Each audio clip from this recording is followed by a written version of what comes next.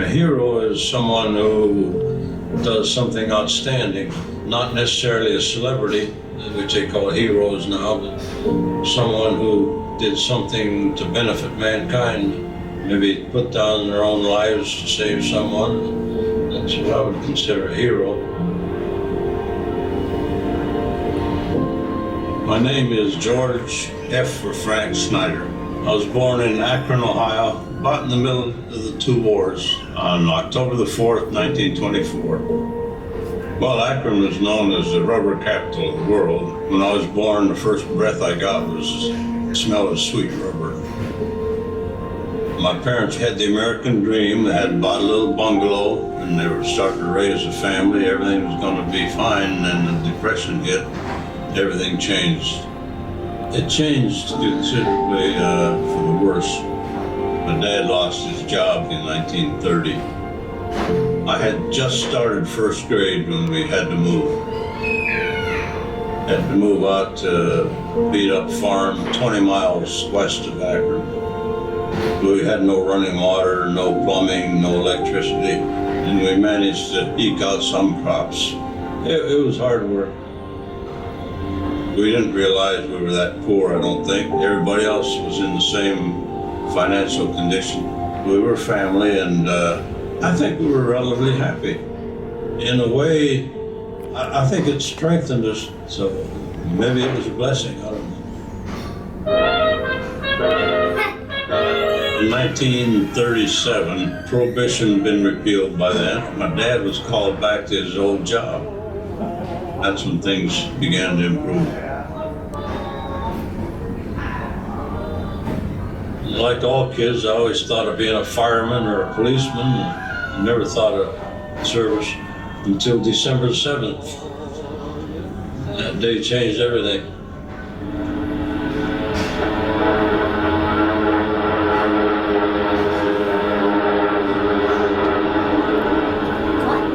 December 7th, 1941, I was home listening to the radio, and they interrupted the program to announce the attack on Pearl Harbor. That was a turning point right there.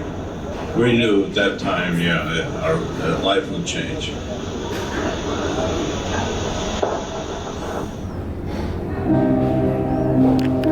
The lieutenant said, "All right, you sons of bitches, you're going into combat. In 24 hours, some of you bastards are going to be dead." And that's when it finally hit me. This is for real. Someone said, "You're now in the 30th Division. You're a scout in the 120th Regiment, 3rd Battalion." Old Hickory was the 30th Infantry Division. The 30th Division was a part in all 5 campaigns from Normandy, northern France, the Rhinelands, the Ardennes, and Central Europe. The battle had already started on the other side of the channel. Some of us were impatient. No reason to be impatient. There was a big slice cut out for Old Hickory. Those first days in Normandy, that was a kind of a traumatic time, moving fairly rapidly across France. The Battle of the Bulge undoubtedly was the toughest because of the ferocity of the battle and the weather. The Rhinelands wasn't a picnic either. When we went into Germany, we captured Aachen. That was the first major German city to fall. And that took us all the way to the Elbe River where we met the Russians. We were in Magdeburg on E-Day, or Victory in Europe Day, when the Germans surrendered. It was May the 8th, 1945. After the German surrender, we started our journey back to England to be redeployed to the for the Japanese invasion. We were not looking forward to going to Japan. We were given passes into London, and another friend and I went to a movie. And we came out of the theater, and everyone was running up and down the street shouting, and I said, "What happened?" And they said, "Oh, Japan has surrendered."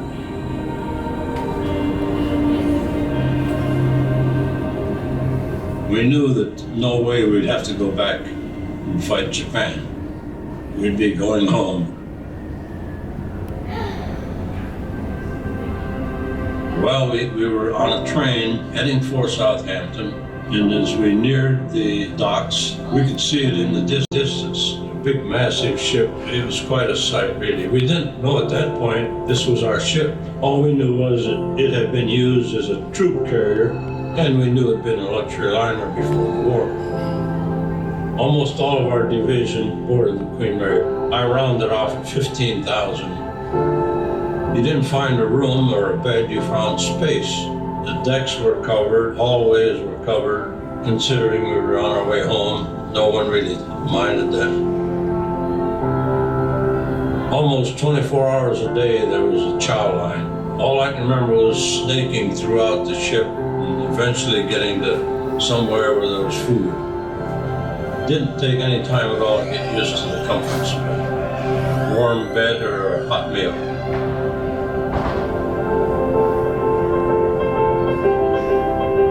Coming here from the airport, it was similar to seeing it in Southampton. As we got closer, I recognized it from a distance. Well, the old girl hasn't changed much, really. She's aged well. She's aged better than I have, I think. The last time I was on the Queen Mary was August 21st, 1945, when we docked in New York.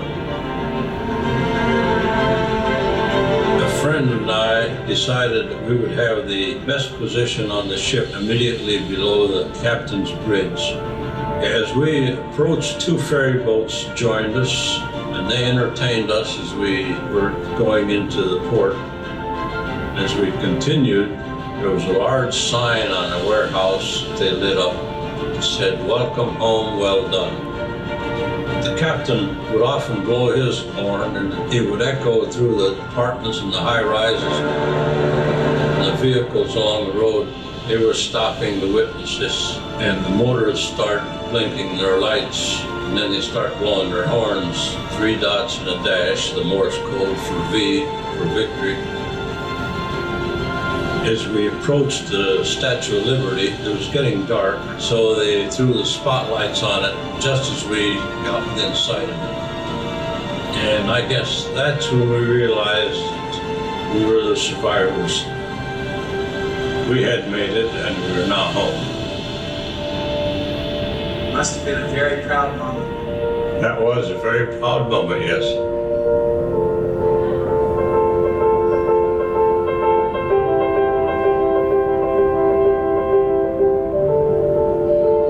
We occupied a unique window in the history of our country. Like I say, we were born between 2 wars.